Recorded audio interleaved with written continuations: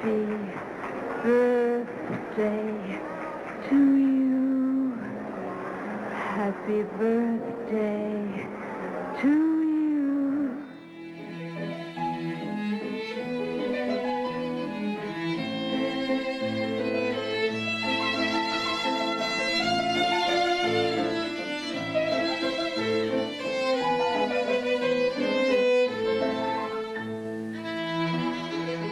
Time again for Cineversary, a podcast that celebrates a milestone anniversary of a masterful work of cinema. Each month we send happy birthday wishes to a different film currently observing a joyous jubilee, anything from a 20th all the way up to a 100th anniversary. This is your faithful host, Eric Martin, creator of the Cineverse blog and moderator of the weekly Cineverse film discussion group, and I want to welcome both new listeners as well as loyal fans back to our show. Some films defy explanation and conventional approaches to analysis and must simply be experienced and absorbed with no guarantee of complete comprehension or a definitive reading. Our spotlight movie this month certainly fits that description. It's David Lynch's Mulholland Drive, which turns 20 years old this year and continues to intrigue and astound viewers around the world. Full disclosure, folks, this is my personal favorite film of the 21st century. I'm going to attempt to evaluate and interpret the puzzle box that is Mulholland Drive in this episode, but I won't be alone. I've recruited two esteemed experts in my sleuthing, both of whom I will feature in back-to-back interviews. So first up is Dennis Lim, Director of Programming at the Film Society of Lincoln Center and author of a book on David Lynch called The Man from Another Place, excerpts of which are featured in the Criterion Collection booklet that accompanies its home video edition of Mulholland Drive. Now, immediately after my conversation with Dennis, you'll hear from UK-based filmmaker and writer Chris Rodley, who's the editor of the book Lynch on Lynch. Dennis, Chris, and I are going to travel deep down the Lynchian rabbit hole in our pursuit of truths about Mulholland Drive, exploring why it's worth celebrating all these years later, its cultural impact and legacy, how it stood the test of time, and what we can learn from Mulholland Drive 2 decades later. Ahead of that effort, however, it's our duty to get you up to speed on the who, what, where, when, why, and how details of Mulholland Drive, for which we turn to Wikipedia. Mulholland Drive is a 2001 surrealist neo-noir mystery film written and directed by David Lynch and starring Naomi Watts, Laura Herring, Justin Theroux, Ann Miller, Mark Pellegrino, and Robert Forster. It tells the story of an aspiring actress named Betty Elms, played by Watts, newly arrived in Los Angeles, who meets and befriends an amnesiac woman, played by Herring, recovering from a car accident. The story follows several other vignettes and characters, including a Hollywood film director, portrayed by Theroux.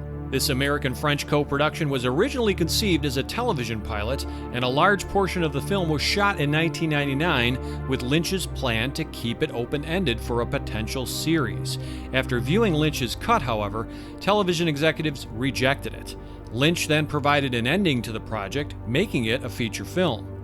The half-pilot, half-feature result, along with Lynch's characteristic surrealist style, has left the general meaning of the film's events open to interpretation. Lynch has declined to offer an explanation of his intentions for the narrative, leaving audiences, critics, and cast members to speculate on what transpires. He gave the film the tagline, "A love story in the city of dreams." Mulholland Drive premiered at the 2001 Cannes Film Festival in May of that year to major critical acclaim. Lynch was co-awarded the Best Director prize at the festival. Universal Pictures released Mulholland Drive theatrically in the United States on October 12, 2001. The feature grossed a worldwide total of just over $20 million against a budget of $15 million. Lynch earned an Academy Award nomination for Best Director. The film launched Herring's career, it boosted Watts' Hollywood profile considerably, and it turned out to be the last feature film to star veteran Hollywood actress Ann Miller. Mulholland Drive is often regarded as one of Lynch's finest works and was ranked 28th in the 2012 Sight and Sound Critics Poll of the best films ever made. It also topped a 2016 poll by BBC Culture of the best films made since 2000. Additionally, it ranked as the finest film of the 2000s among critics surveyed by World of Reel. At present, Mulholland Drive garners an 83% fresh rating on Rotten Tomatoes, where its average critical score is 7.6 out of 10. Okay, as John Lennon would say, let's turn off our minds, relax, and float downstream as we soak in the theatrical trailer for Mulholland Drive. What happened? There was an accident. A car accident.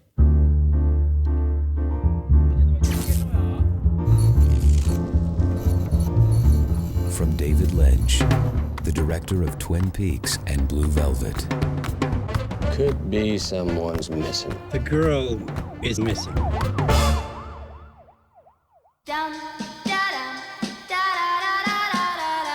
I just came here from Deep River, Ontario, and now I'm in this dream place.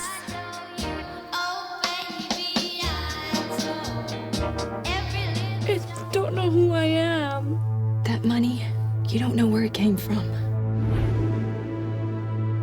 Oh, by the way, those two detectives came by again looking for you. Someone is in trouble. Something bad is happening. Now you got me scared. There is no band, and yet we hear a band. Silencio. I remember something. What is it, Rita? What is it? What do you see? Mulholland Drive. Mulholland Drive. That's where I was going.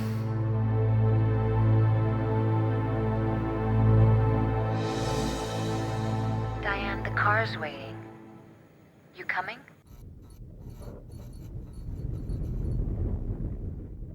I say it every month, but it bears repeating, especially this time around. My guests and I, we're going to be taking deep dives into the strange world of Mulholland Drive. That's fancy talk for spoilers ahead, so be forewarned that our conversations are going to divulge crucial plot points.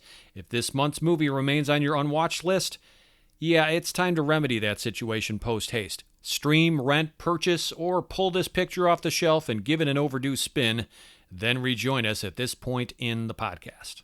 Silencio. All strapped in? Let's do this thing. I want to introduce the Director of Programming at the Film Society of Lincoln Center, former film editor of The Village Voice and frequent contributor to the New York Times, and author of a book on David Lynch called The Man from Another Place, Dennis Lim. Hello, Dennis. Welcome to Cineversary, and thanks for agreeing to appear on our podcast. Thanks for having me, Eric. Absolutely. You were right at the top there in terms of guests I was considering asking for this particular episode, so I'm so pleased that you agreed. So why did you decide to write a book about David Lynch and his films, and what was that experience like, Dennis? Well, I think if you're going to spend time thinking about, one filmmaker, quite a bit of time, and if you're writing a book, ideally that filmmaker would be something of an inexhaustible subject. And for me, Lynch is that filmmaker. He's somebody whose films I've lived with and thought about for most of my life now. Mm-hmm. And I feel like they're endlessly rich texts. You can never know them too well. I feel like every time I return to them, I see them in new ways. I find new things there. So Lynch seemed like a logical subject for me. And I'm pleased to say that even, the book's several years old now, but the process of writing the book did not by any means exhaust my interest in Lynch. I still love the films. And as I said, I think they are films that reward repeated viewings, which isn't true of all works of art. I totally agree, Dennis. That has been my modus operandi in talking to people about Mulholland Drive all these years. I tell them, you may not like the movie, but you're just going to get sucked in. It's like a wave that engulfs you. And if you give the movie a first watch, give it a chance, I almost guarantee you're going to come back to it if you have an open mind about it, because it does reward repeat viewings. That's something that we're in simpatico about. I continually find new and interesting observations, insights, things that I pick up every time I rewatch the movie, and it just becomes endlessly rewarding. So let's get into it here. Why does Mulholland Drive still matter 20 years later? It's been 2 decades, Dennis, and why is it deserving of celebration? I think almost all of Lynch's films matter. I think he's one of the few filmmakers of whom we can say that. And I think he's the rare filmmaker who's had a long career where he's made defining works at every stage of his career. I think Eraserhead is a film that still matters. I think Blue Velvet is a film that still matters. I think Mulholland Drive maybe has a special place in Lynch's filmography because of its very unusual evolution. The fact that it was not intended as a film to begin with, I think accounts for its very unusual shape, structure, meaning. I think like Lynch's most popular works, it is a kind of it's the kind of text that encourages a kind of participatory engagement with it. You as viewers are invited to complete the film, and I think that's one reason why the film resonated so profoundly with people at the time. And I think that the fact that this is how we engage a film, it's a film that doesn't present itself to you in an immediately legible, clear meaning. It's a film that requires you to do a bit of work as a viewer. You're required to sort of piece it together. And that's also true, if you think about it, of Twin Peaks, which I think is maybe the other Lynch work that has comparable fandom. Twin Peaks is a work of narrative art that I think asks more questions than it answers, and it allows you as a viewer to enter its universe, and to kind of remain there. And that is, Lynch, for him, I think he sees these films as spaces to linger. And Mulholland Drive is a film that I think audiences have been quite happy to stay in for all this time. Right. Yeah, that makes sense. So what's your opinion here? Can Mulholland Drive be deciphered accurately? Is there a prevailing reading that most people agree on? Or is this film endlessly open to interpretation? And if so, how do you choose to interpret it, or not, for that matter, Dennis? Yeah, I think we've sort of settled on a reading of Mulholland Drive. And I think looking back on it, it maybe isn't all that complicated if we're really just trying to describe what happens in narrative terms. I can understand why. I still remember my first viewing of the film, that it is confusing. It takes a while. If going in and knowing absolutely nothing, I can imagine a viewer being wrong-footed and confused. I still remember very vividly my first viewing. It was the film's world premiere at the Cannes Film Festival, and I did something which I never do, which is I came out of the film and then I got back in line to watch it again, at the next screening. I think it's one of the films I remember very, very well. I think, like most people, blown away and sort of discombobulated, with not really knowing. I mean, imagine going in without having any sense of what was to come, and being fairly confused when the shift happened. But I think starting to piece it together by the end, and then, as I told you, I just went right back into the cinema to watch it again. Amazing. You got right back on that roller coaster ride. Yeah.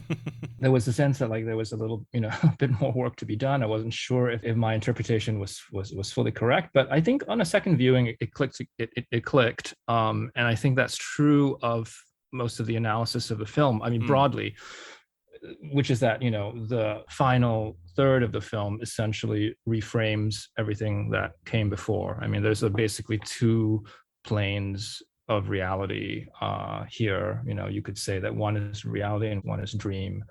I think that's how you would break down the film in terms of its structure.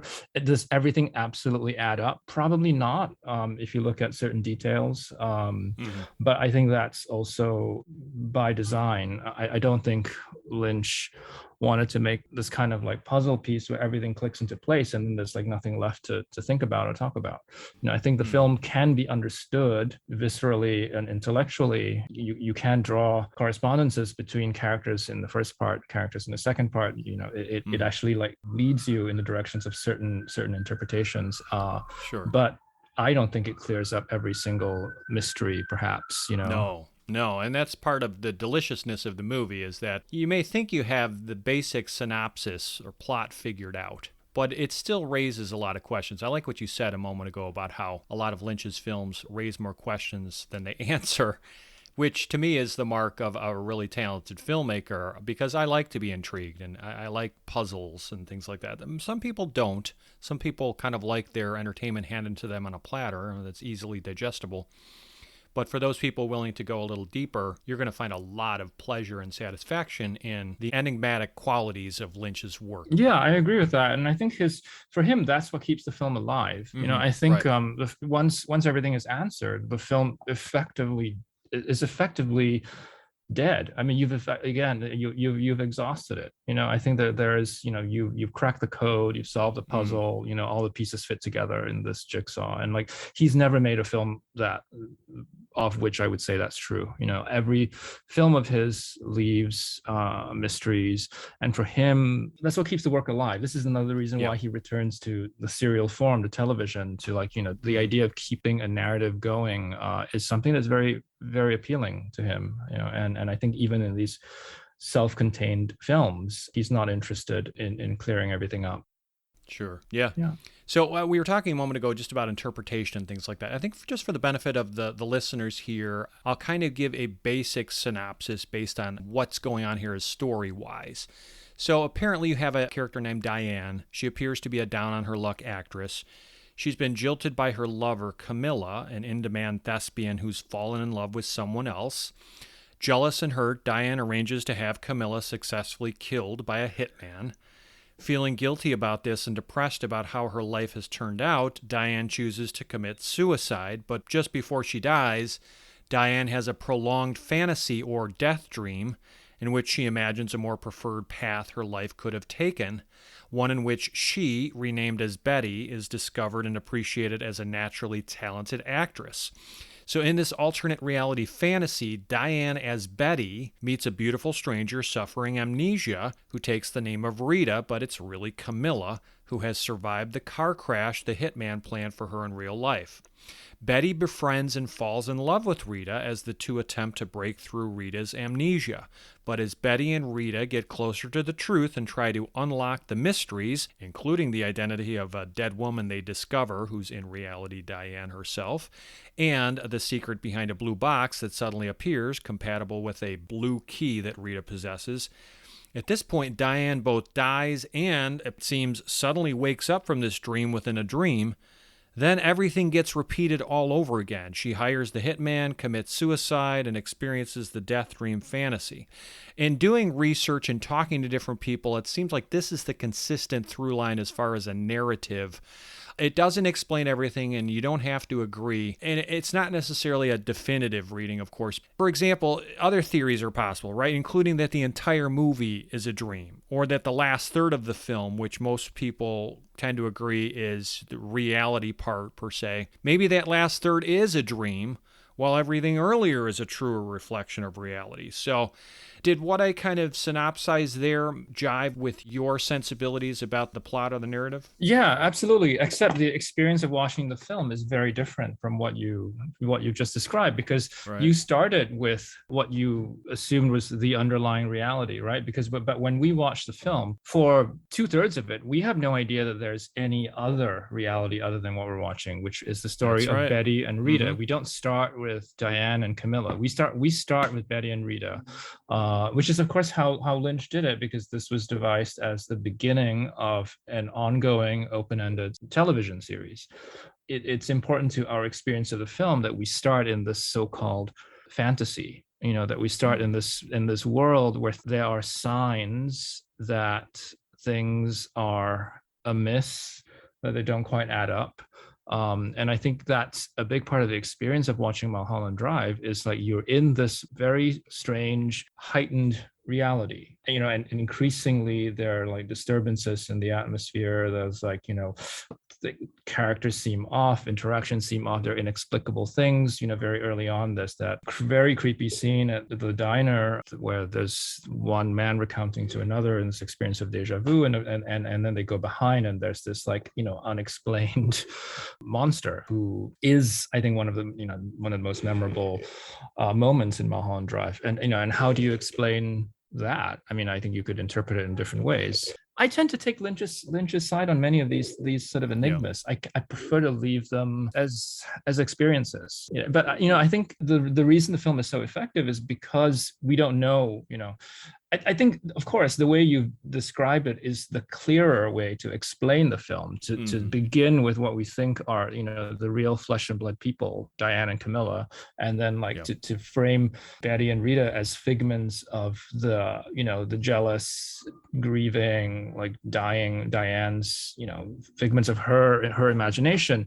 But that's not how we experience them. We don't experience them as figments of anybody's imagination. We're required to sort of live in their world and see it, feel it unravel. And then we are introduced to this other reality of Diane and Camilla. And I think that order, that the way in which the film reveals itself to you is so much a part of why it works. I mean, the scenes that are, I think, most striking in Mulholland Drive are the scenes where things start to fall apart. First of all, I think there's the audition scene which is, inexplicable. We had no idea that Betty was a good actor. I mean, she'd sort of been set up as this, kind of wide-eyed, right, ingenue type, not very worldly, not very sophisticated. And suddenly she goes into this audition and a whole different person emerges in this. And it's a very funny moment, but it's also quite eerie and unnerving. And of course, I think the big sort of fault line of the film where it really sort of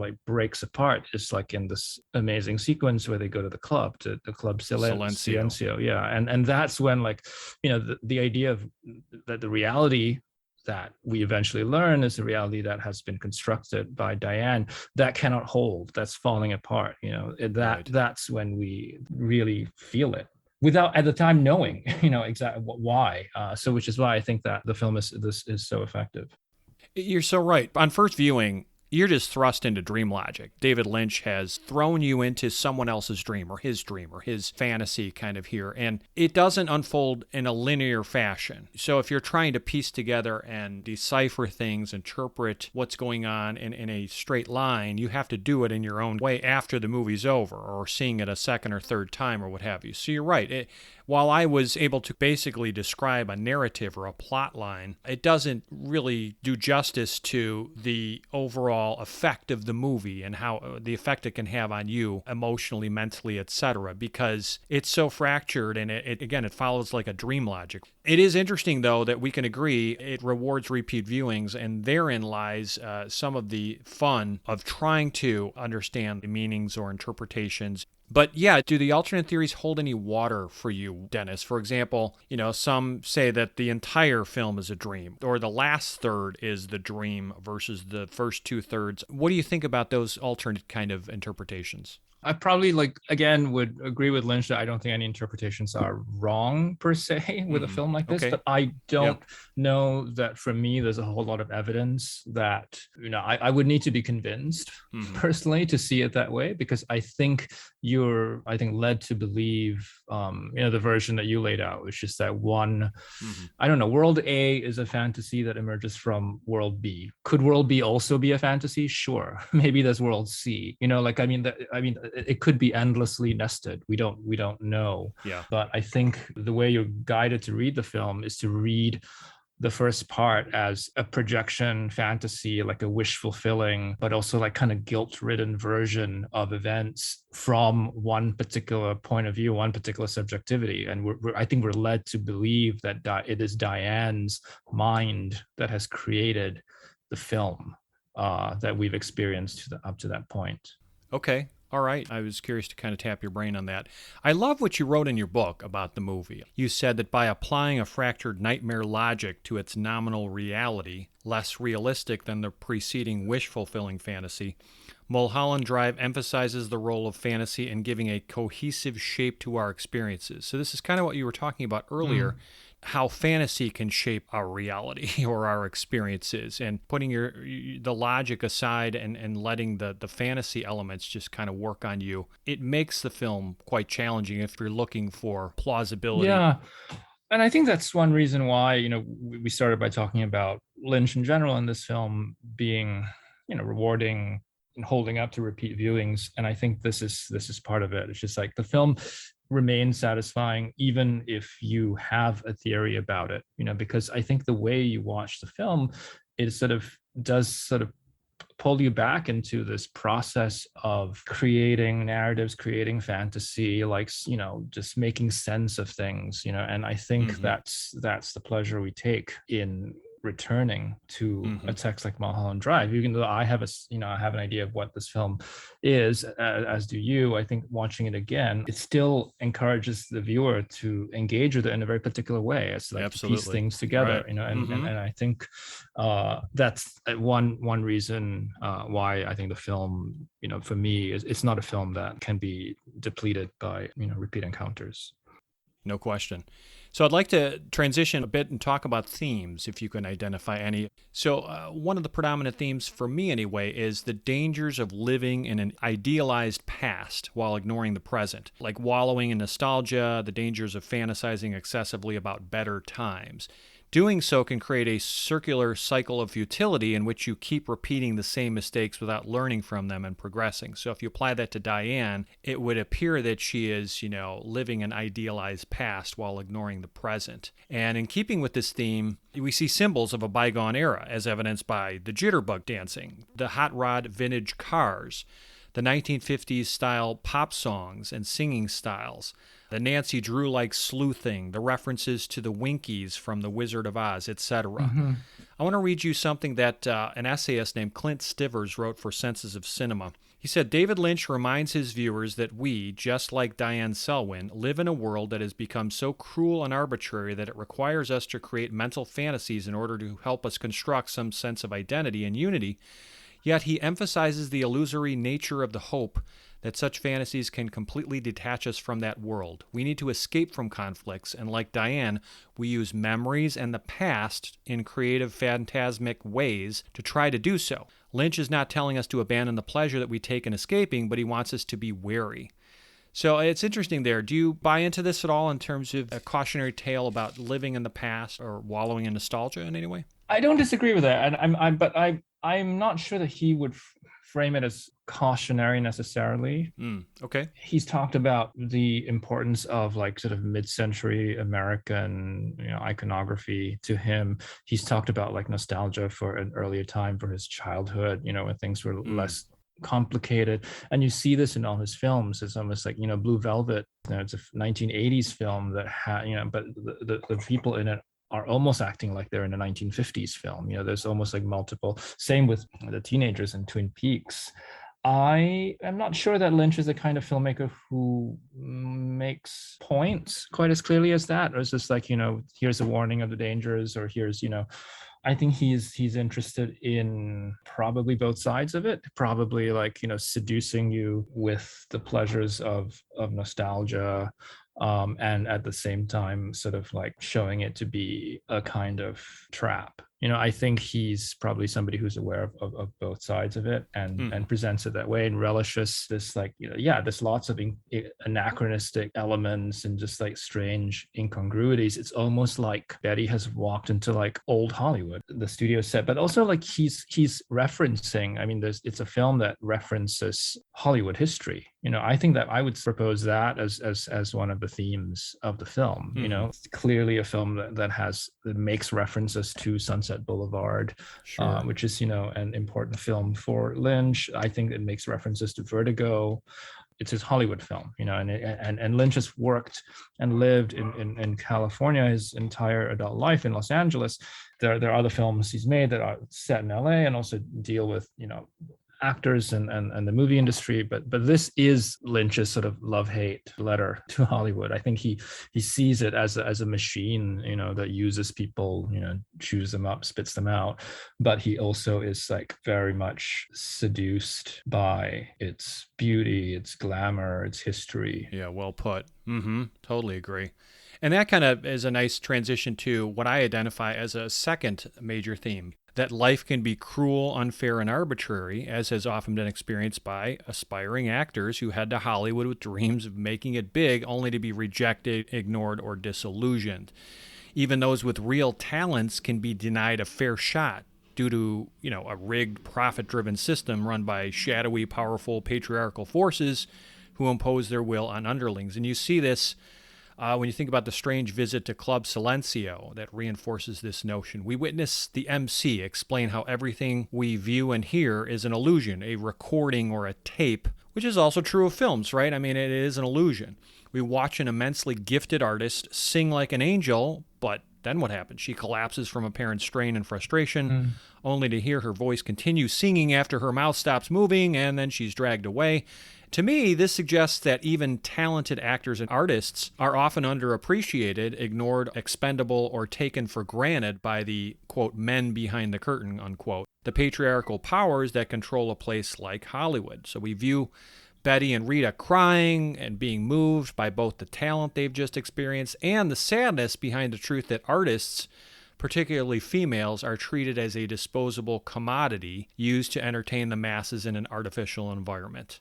What's your take here, Dennis? Do you put any stock into this possible theory? Yeah, definitely. I mean, I think it connects to what we were just discussing. I do think this is his film about Hollywood, and you're right that I think he sort of foregrounds like the actors, especially the actresses, sort of predicament in making it in a patriarchal, misogynist world in which they are objectified. This is a film that's haunted with dead bodies. I mean, he's wanted to make a Marilyn Monroe film before. You can see the ghosts of sort of old Hollywood hovering over this film.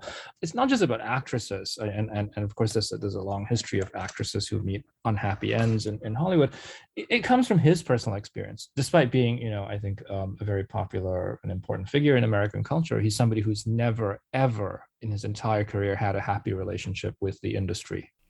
And I think that goes all the way back. I mean, Eraserhead was like a DIY film that he, basically made himself piecemeal over many years. But then as soon as he starts working within the studio system, I think there are difficulties almost constantly.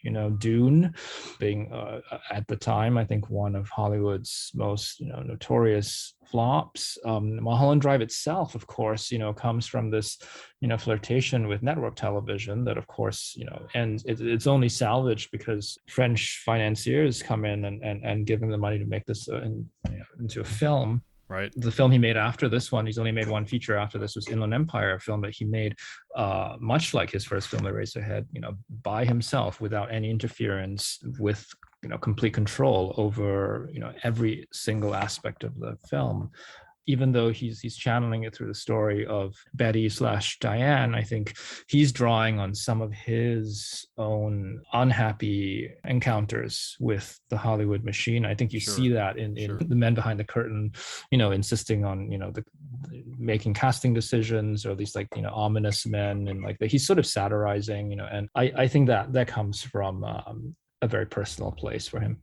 No question about that. Another theme maybe didn't touch on, which is this idea of reenactment, of rewriting the past. Okay. She's rewriting, her life. She's rewriting what happened. And of course, she fails because, it ends with her and us being plunged back into a reality after her fantasy just disintegrates. Yeah, Dennis, it's almost like she's trying to cast her own movie or make her own movie in her mind. The danger, of course, is life is not a movie that you have control over, and you shouldn't try to cast yourself and those you love in different roles to, let's say, escape who you are and who they truly are. Diane, she attempts this break from the anguish and the suffering she's feeling, but she soon learns it's a futile exercise. So I totally get where you're coming from with this. That's also the theme of Vertigo, which is a film that I know is important to Lynch, in which this act of remaking and replication fails.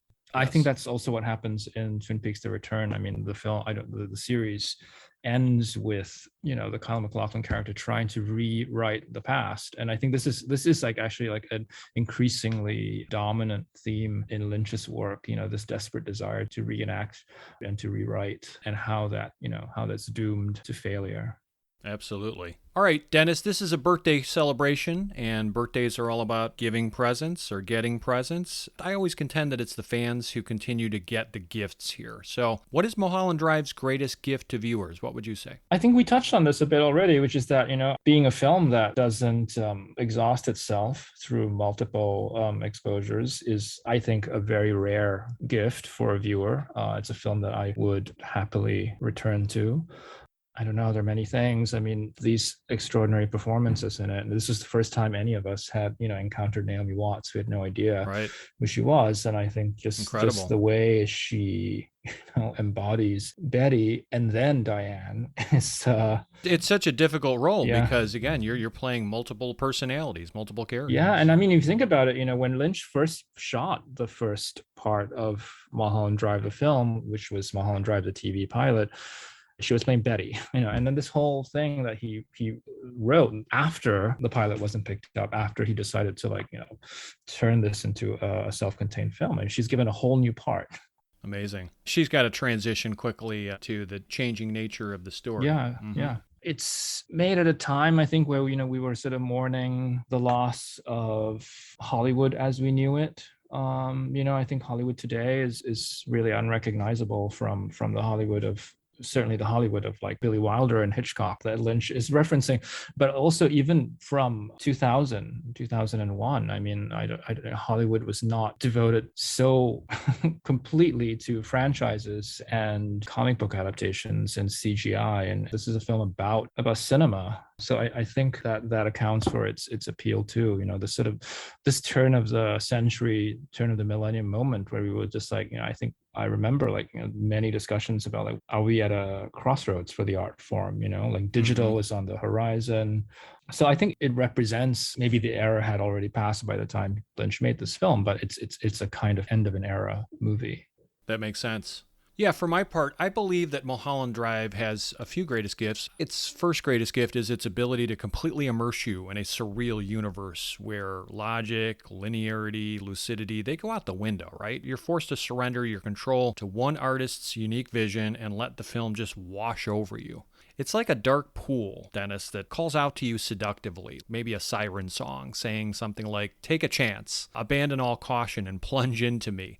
And once you do that, to fight against the undercurrent is folly. It results in exasperation, weariness, disappointment, because you can't make this movie fit neatly in a conventional box that can be filled, measured, weighed, understood, according to the supposed laws of cinematic physics, let's call it.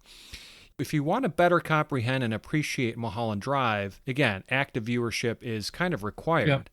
But these goals are best achieved during a subsequent screening, not necessarily on the first watch. I think that virginal viewing of Mulholland Drive the first time should ideally be a much more submissive exercise in which you absorb the visuals, the tone, things like the disquieting unreality of the experience, leaving you to piece together the intriguing fragments later, if you choose to, after the film fades to black. That's my advice to people I recommend the film to, and it's not always a wise recommendation because, half the time people come back to me with frowns on their face like, nah, I didn't really dig the movie.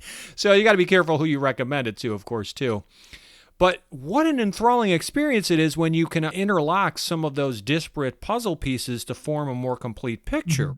What a great 2-in-1 gift that is, the power to at first engulf you in its many ambiguities as a passive partaker, and then the power to encourage you to be an engaged psychological detective, if you will, trying to solve the film's metaphysical mysteries. Every time I get off this crazy, twisted roller coaster ride that is Mulholland Drive, Dennis, I feel both unsettled and thrilled, and I can't wait to get back on the ride, ever yearning to, understand how they so effectively engineered this seemingly impossible thrill. The incredible twists and turns and loops and dips that make this ride so thoroughly satisfying. So that's kind of how I equate it, almost like a thrill ride that, it could be scary, it can be disturbing, etc., but that's what a good roller coaster ride is to me. Yeah, endless gifts that we can pour over here, but those are the ones that stand out for me and you, so appreciate your perspective on that. Where does Mulholland Drive rank for you among Lynch's work? So how would you kind of rank this in his filmography? Pretty high. I think as a film to return to, probably maybe the one I would come back to the most, just because it's just pleasurable. I mean, there's just individual scenes, that you could just sink into. Although I think I have a soft spot for Blue Velvet, which was, the first one that I encountered. I think Lost Highway is a very important turning point film for Lynch when he starts to do sort of more unusual things with narrative that he continues here. I do think that the crowning achievement, I think the greatest, it's not even a film. I think the most recent iteration of Twin Peaks, a third season, The Return. The Return, for me, the way it builds, the way it ends, the sort of freedom that he has as an older man now, I think completely unburdened by, he had complete freedom to do what he wanted. He took his time. I think there's something about The Return that for me makes it his greatest work. Wow. So what does the future hold for Mulholland Drive? Dennis, who's going to be watching, studying, or talking about this movie in, let's say, another 20 years? What's your quick prediction? I think the film's place in film history is pretty secure. I think Lynch's place is as well. He's somebody who's incredibly influential without having spawned many successful imitators because he's so distinctive. I think it is one of his beloved films. And yeah, I think this is already in the canon. It's a film that we will acknowledge as one of the great American films. Yeah, it's already been kind of ranked or esteemed or voted by many high in the circles as perhaps the greatest film of the 21st century, or at least the 2000s, right up there. So I agree. I think that it's only going to rise in estimation in the coming years and decades because people want challenging narratives. They don't want, things handed to them on a platter anymore. They want to be active viewers and participants. Yeah, absolutely. I agree with that. Dennis, are there any projects you're currently working on that listeners should check out? Are you working on a book or something for the center? Sure, I can mention a couple of things. At Lincoln Center, we are presenting the New York Film Festival, which starts on September 24th. Do check out our schedule. I'm pretty excited about this year's lineup. And I am working on a small book, which is part of a series by a publisher called Fireflies Press. And they've paired 10 writers with 10 films from the 2000s. And I'm writing a book it's a Korean film by the filmmaker Hong Sang-soo called Tale of Cinema, which I think is a very underseen, sort of underappreciated work. And that'll be out next year. Fantastic. Thank you again, Dennis, for taking the time to talk with us and wax poetically and theoretically, philosophically about Mulholland Drive. We really appreciate you being here on Cineversary. This was fun. It was really good talking to you, Eric. Thank you so much. Gratitude without platitudes to Dennis Lim for breaking away from a busy schedule and conferring with me on Mulholland Drive. And just a footnote, if you've not yet read his outstanding The Man from Another Place, put that on your to-do list. It's a worthy read. All right, next up is my interview with writer and filmmaker Chris Rodley, which will be a bit different from the Q&A you just heard with Dennis.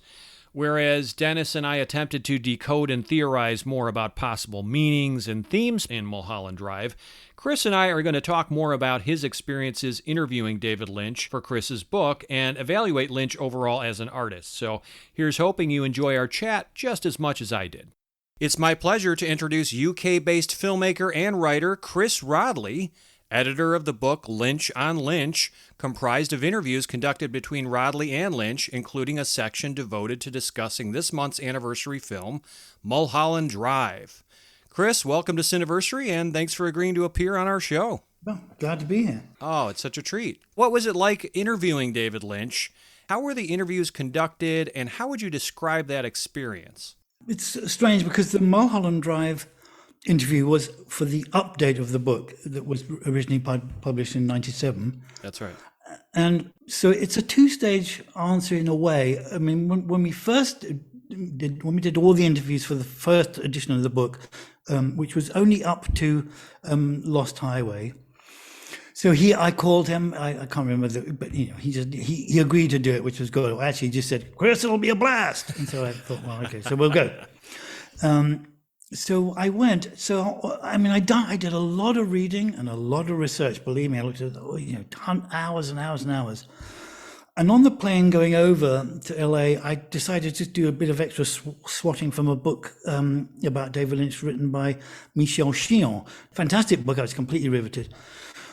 Very quickly, it became clear that was it. I mean, that when I sat down with David, I wasn't going to learn anything about the meaning of the film. He wasn't going to tell me about the meaning of the films or, what he was going to talk about was kind of practicalities and all kinds of other things. Sure. So very quickly, I had to kind of rein in. because everything I'd read in Michel Chion was just for between me and Michel Chion, and wasn't going to happen. So we just met every day for many, many days. We both smoked quite a lot at that time. I was a 40 a day guy, and I think we just filled up ashtrays and drank tons of coffee. And it was delightful. I didn't learn much about the films, actually. What I did learn about was a whole load of other things. I learned about his approach to how he makes films. I learned about his life. I learned about what he likes and doesn't like. And I learned more about kind of what it is to lead a kind of art life. I had a fantastic time. I didn't want to come back. I blew my entire advance, which wasn't very much, I have to say. I blew the entire advance just hanging out. I really didn't want to leave. I used to love going in there every day and smoking and drinking coffee. What an experience, though, and what a privileged opportunity, because, again, David Lynch is very tight-lipped about talking about any of his films, especially when it comes to interpretations or analysis. You can't talk about the films. You can't talk about the films. You have to talk about other stuff. That's right. You got to work around the edges with him, right? Yeah, you get round it. So you've got to be a little bit clever, although I think he's really clever, but in a kind of visceral way. So you can't go in with the kind of intellect and the kind of, tell me what, he put his seed in me means in Blue Velvet. You're wasting your time. Uh-huh. But it was fantastic. But, I recorded about 50 hours. Wow. It was a lot when I finally left because I couldn't really justify staying any longer.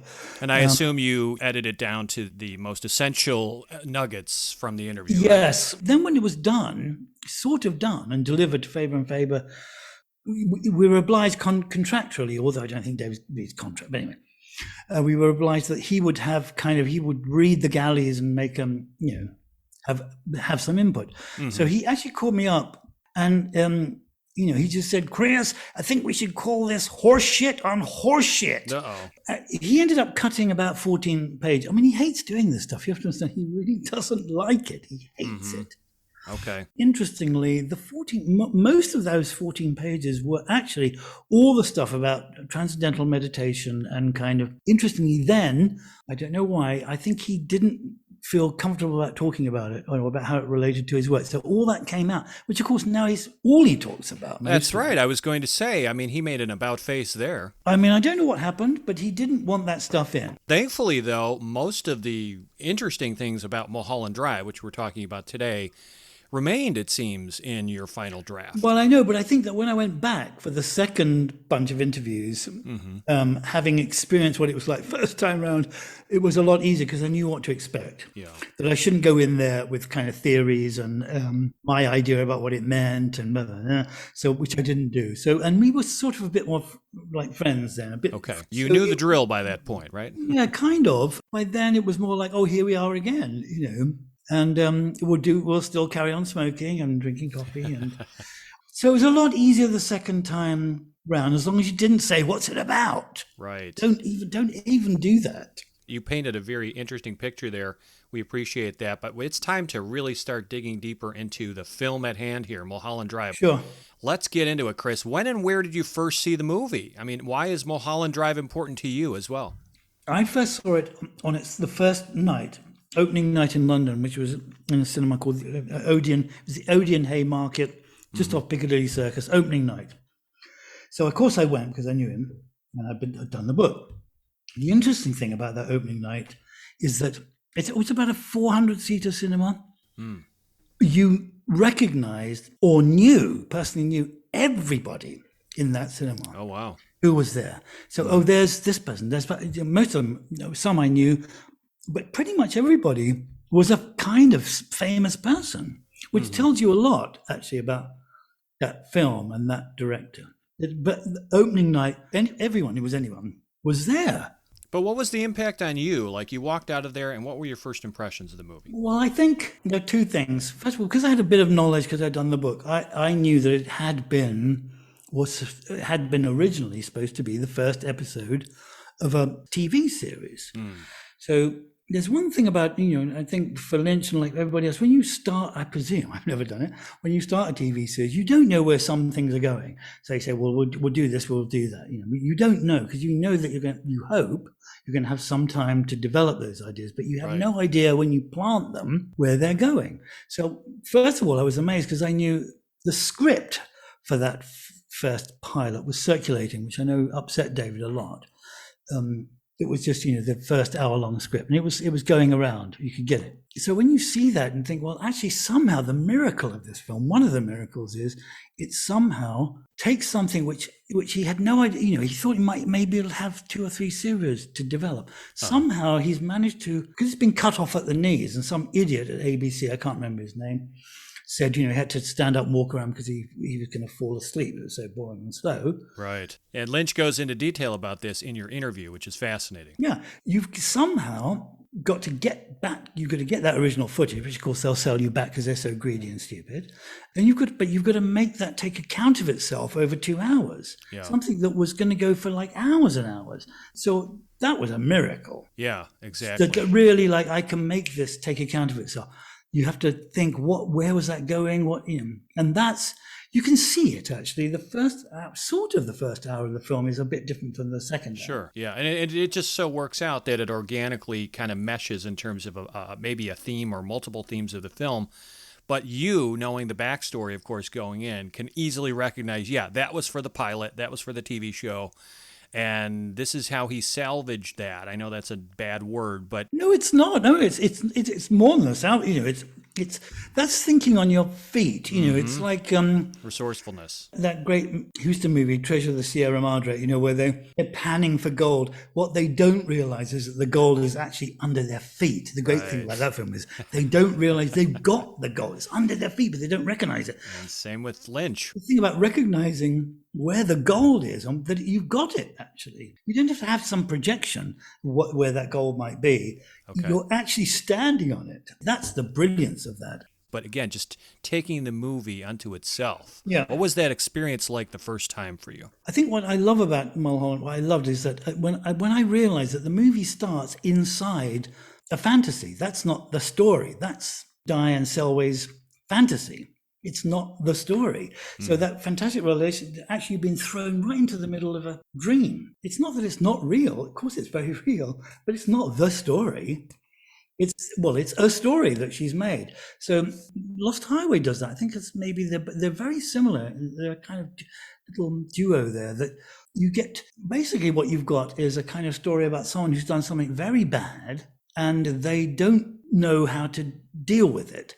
So the way the brain deals with it is that the brain creates another reality for themselves in order that they can cope with what they've actually done. Mm-hmm. And it's a fantastic idea, really. It's truly, it's so not banal. So I like that because I felt I was really right in the middle of a dream. That's a rare thing, I think. You don't often get the chance to be inside something that's just pure kind of imagination. It's a good point. I mean, it just immerses you, right?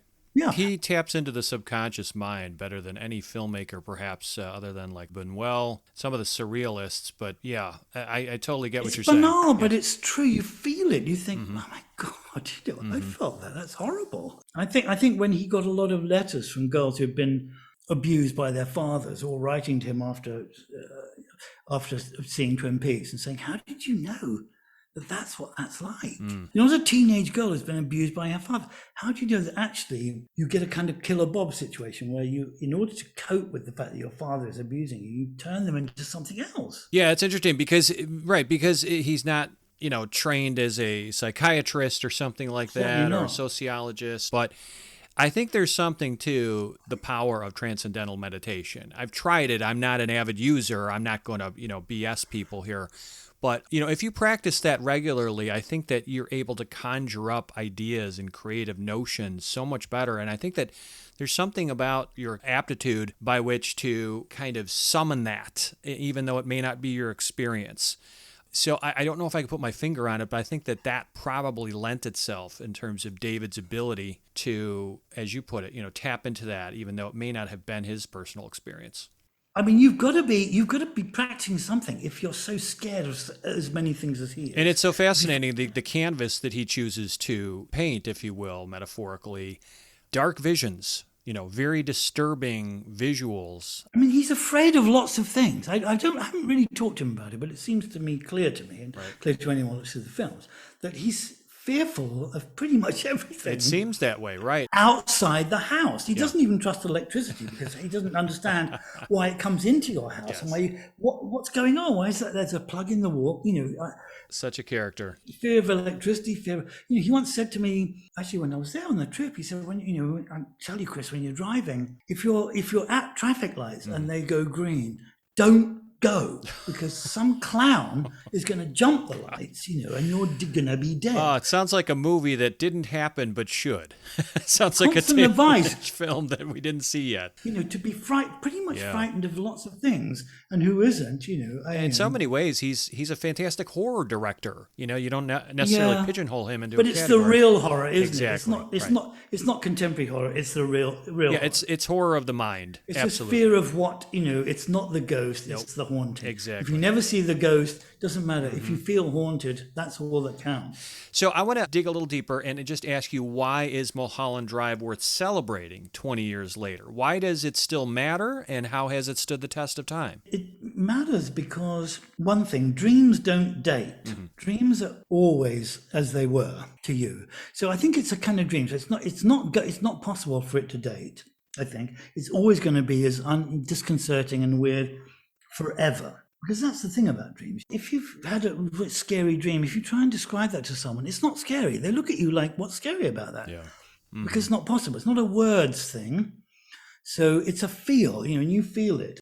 So I think the experience of watching the film can't date or change in a way. Oh, it'll change, but it can't date because it's like a dream, and it's not going anywhere. Yeah, that's so interesting. You're right. And plus, it really can't be copied or emulated in the same way or even similarly. So, in other words, there's not going to be a bunch of knockoff films about, based on Mulholland Drive. So, no, thank God. The freshness and uniqueness of this will continue to stay kind of evergreen, I think, based on what you were saying.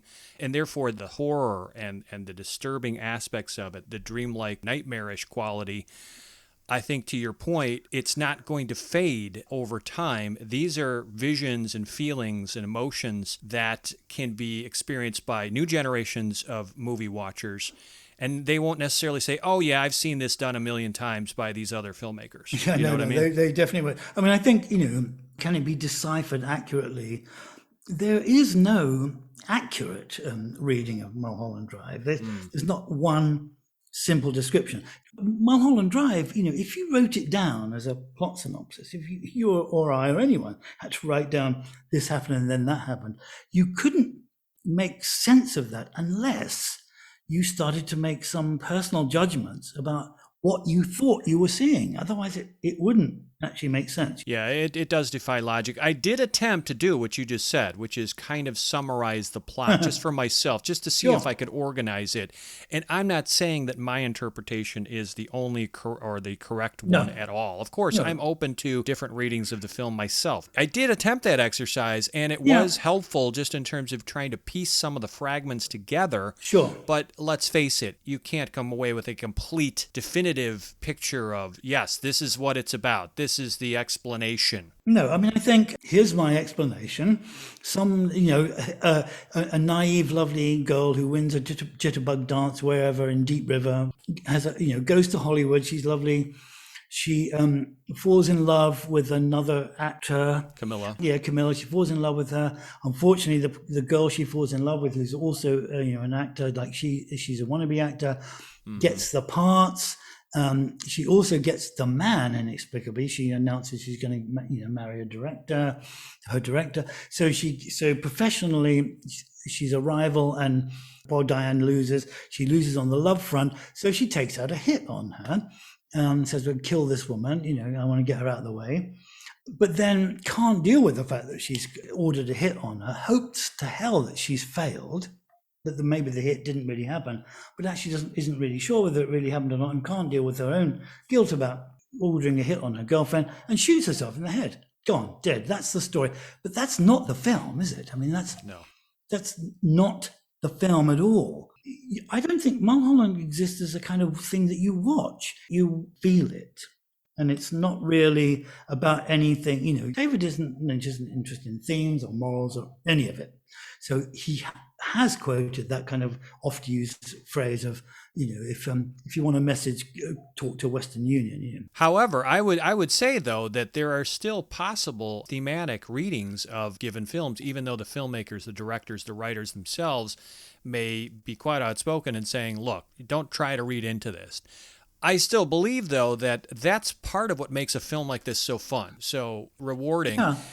It matters to me because after at least an initial watch, it requires active participation by the viewer. Yes. If you're hoping for an entertaining popcorn movie that doesn't involve much thought and which resolves itself by the conclusion, you're likely going to be disappointed by Mulholland Drive. Now, this could be a frustrating and bewildering experience for many, and an intriguing and eye-opening experience for others like me who enjoy trying to solve puzzles and mysteries. And Chris, I think it stood the test of time because it remains a challenging film to decipher. The narrative structure is nonlinear. Yeah. It features tangential subplots, smaller characters that kind of pop in and out but don't necessarily mesh with the main story perfectly. The visuals, the narrative, the characters, the situations, they have, as you were putting it, like a dream logic, a surreal quality to them. Yeah. So yeah, interpretations can be highly subjective, and Lynch refuses to neatly explain things. I think it really matters a lot because it's a movie that rewards repeat viewings. Like that first watch, you just have to let it wash over you. You just have to surrender yourself to the film, because otherwise you're just going to be drowned in disappointment, like fighting against the current of logic. So maybe by the second, third watch, and I've probably seen this movie now 10 times, 11 times, one of my favorites of the last 20 years, absolutely. But it's the repeat viewings that really kind of pay off for me anyway. So the clues to the mysteries, they become more evident. The narrative structure can appear more comprehensible, and the fine details come into greater focus. And this is also on the repeat viewings where you start to pick up on the nods to the influences, the inspirations that Lynch, hearkened to. Things like Vertigo, Sunset Boulevard, Persona, Last Year at Marienbad, Altman's Three Women, film noir movies like Gilda. And then you think about like traditional narrative storytelling and how this deviates from it.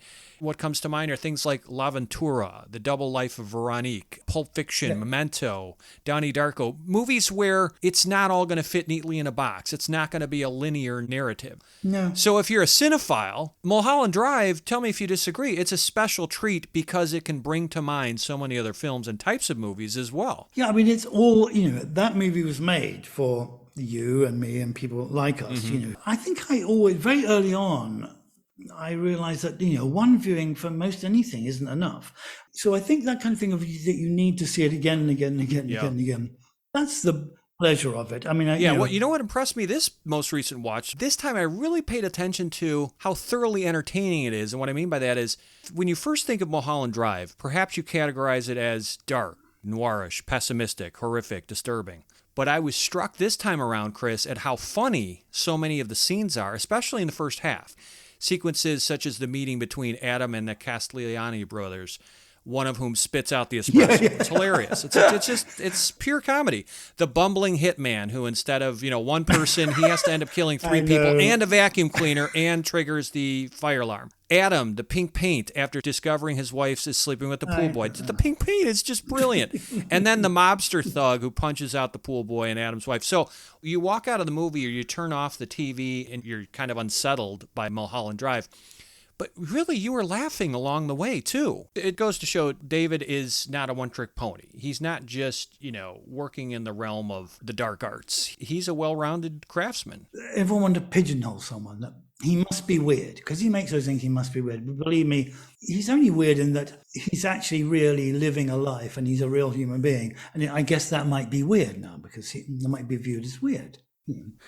So, Chris, what ways do you think Mulholland Drive was influential on movies or popular culture or set trends? You could make a case that Mulholland Drive paved the way for more puzzle movies, disconcerting psychological thrillers, and nonlinear storytelling in films and TV shows in its wake, possibly. So maybe we don't get works like Black Swan, Enemy, Eternal Sunshine of the Spotless Mind, Lost River, The Neon Demon, Antichrist, the TV series Lost, or The Leftovers for that matter, without Mulholland Drive's influence in some way. I'm not saying those projects never would have seen the light of day. I'm just saying that I think they're infused with a particular vision that might be invoking Mulholland Drive or David Lynch a bit. I think you're absolutely right. Those things do filter down. It could be really transparent and boring. Or actually, I think the more interesting thing is that, generally speaking, without an avant-garde, the mainstream becomes very anemic. So if it's always the case that the kind of what you might term or used to term the avant-garde does filter down. So what Godard was doing, what all those people were doing, does actually find its way into the mainstream. Inevitably, it just will happen. If that experimentation isn't happening, then the mainstream just becomes anemic and boring. Yeah. And doesn't have anything to offer. So Quentin Tarantino can, with Pulp Fiction, say, well, I'll just shift, but where did he get that from? I think probably from Dennis Hopper's The Last Movie, I'm not sure. But, so he plays around with it and people think that's exciting, but where does it come from? Not from, it came from somewhere else. Yeah. I suppose you have to take account of the platform. So if you think of Twin Peaks on television, it might have more of a kind of obvious effect. But I think it's quite obvious that Twin Peaks totally changed the landscape of television. No denying of it. Forget it. So that's a problem. If you change the landscape unintentionally or whatever, unintentionally, I think. If you then come to do Twin Peaks: The Return, what are you going to do? Because you've done the big bang that changed television. Right. And then what? People are saying, "Where's the second bang?" And here comes the second bang, and it wasn't the bang they wanted. Right? It just wasn't. Yeah, I mean, you could make a case, Chris, that without the critical acclaim and cult film fandom for Mulholland Drive, and we get it, it wasn't a big commercial success, but again, without that critical buzz and the cult filmdom, Lynch may not have been given an opportunity to reinvent television 16 years later with the third season of Twin Peaks. I don't know. I think, who knows? But what I do know is that virtually nobody watched it, but there was a massive uptake on kind of subscription. Right. Yeah. But the point is they took another chance on Lynch, even though he's not a bankable kind of name in terms of drawing box office. But he's great, though. He's great for your badge, isn't he? Yeah. He's great for David Nevins and whoever the hell it is to say, we backed David Lynch. Yep. So if you're like Lynch and you're just the genuine article, he doesn't care. Right. I don't think he cares. No. If he never makes another feature film, when I saw Inland Empire, that last sequence on Inland Empire, I thought that's a goodbye to the movies. I know it. I've seen it.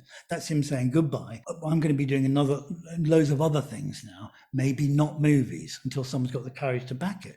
So I think if you're the genuine article, it doesn't really matter if you know yourself that what you're doing matters and is good and interesting. And you're not from Mars. Some people think he is. There's enough people who are similar to That's you. That's too close. He might have to be from Uranus or something. Yeah. Well, whatever. But you know what I mean? There's enough people like you to watch it and to buy it. He's got lots of other things he can do. He's a brilliant painter. He's a brilliant musician. He's lucky. No, I don't worry about David Lynch. But we don't have to worry if Martin Scorsese made a record. What would that be like? I mean, you wouldn't buy it, right? And you wouldn't want to look at those paintings, too much cadmium red. He's got lots of things he can do, and why would he bother? Why would he bother with these people? Because the essence of him is a Eraserhead. It took 5 years. There were 5 people who knew what that baby was, and most of them are dead now. So his secret is safe. And Stanley Kubrick will never, ever know how he did that because he's not telling him.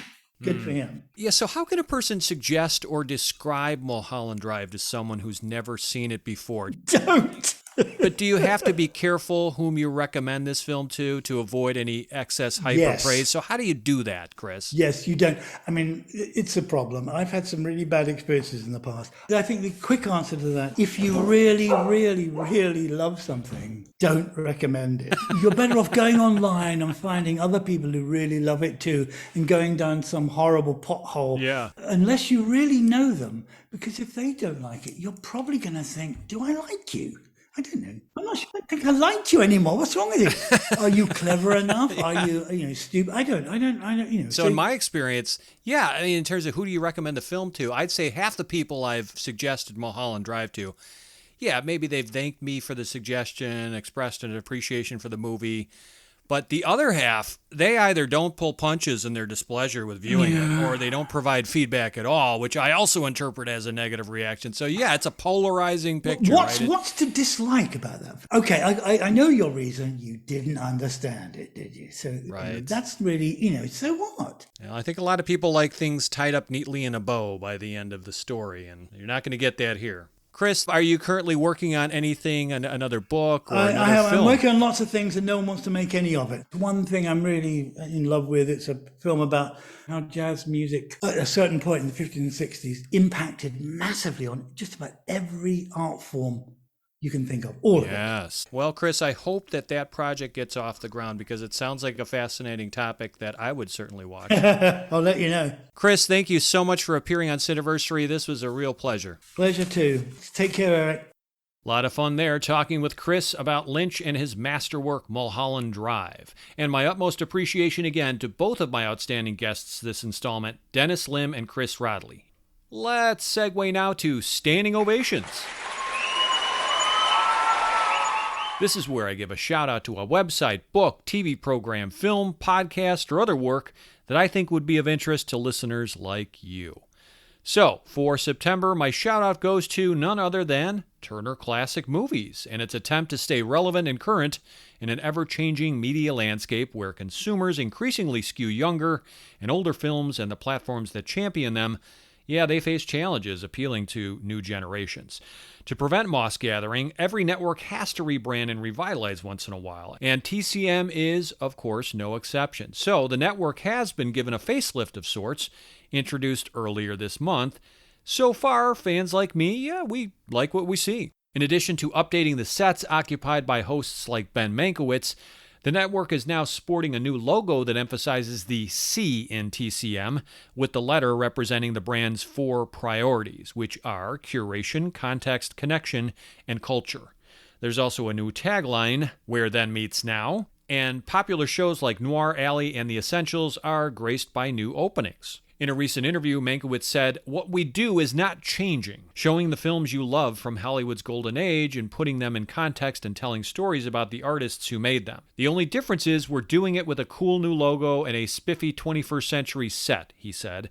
"But the films, the directors, and the stars, they're still where they're supposed to be, in your head, in your heart, and on Turner Classic Movies." Yeah, in 2021, it's easy to be cynical about buzzwords like rebranding and marketing initiatives by big corporations like AT&T's Warner Media, which owns TCM. But the truth is that if you love classic films, you have a vested interest in rooting for Turner Classic Movies in this endeavor. It faces a constant challenge on 2 fronts, if you really think about it. That is, providing interest and value to younger viewers who may be dubious about the merits of older movies, while also not alienating or disappointing baby boomers and longtime loyalists. So I, for one, applaud TCM for facing these headwinds confidently and creatively, and for refusing to rest on its laurels or past reputation. So kudos to the channel for trying to sidestep stagnation and for not bowing to pressure to shelve past films that some would deem to be problematic or irredeemable by today's standards. You keep on keeping on, Turner Classic, even if that means adding shiny new bells and whistles every few years. Instead of cluttering up our podcast with advertisements, we've decided to ask our listeners for their support. We could use your help to offset the costs to produce Cineversary, which includes expenses like podcast hosting provider fees. If you'd like to make a monetary contribution to the Cineversary podcast in any amount, large or small, we've made it safe and simple by partnering with PayPal to collect the funds. Simply visit tinyurl.com, that's tinyurl.com/donate Cineversary, and click on the Donate button. Any major credit card is accepted, and the entire transaction is handled securely and confidentially by PayPal. Or if you're familiar with PayPal, you can simply send us a payment in any amount you want to cineversegroup@gmail.com, and that's spelled CINEVERSE group@gmail.com. We really appreciate your generosity. Also, I'd love to hear what you think of our Cineversary podcast. You can email me suggestions or comments at cineversegroup@gmail.com.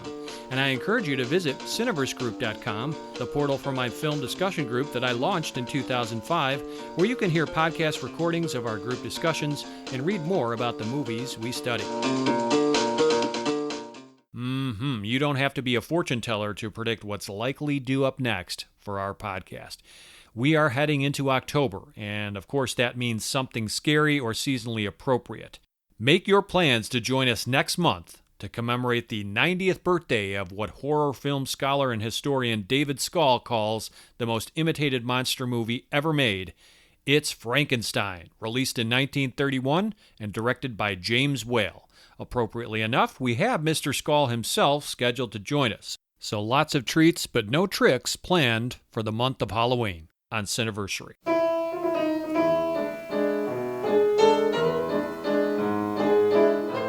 As ever, this has been your humble host, Eric Martin, reminding you to butter up that popcorn, live a big screen surround sound life, and cherish those classic movies because they're not getting older, they're getting better.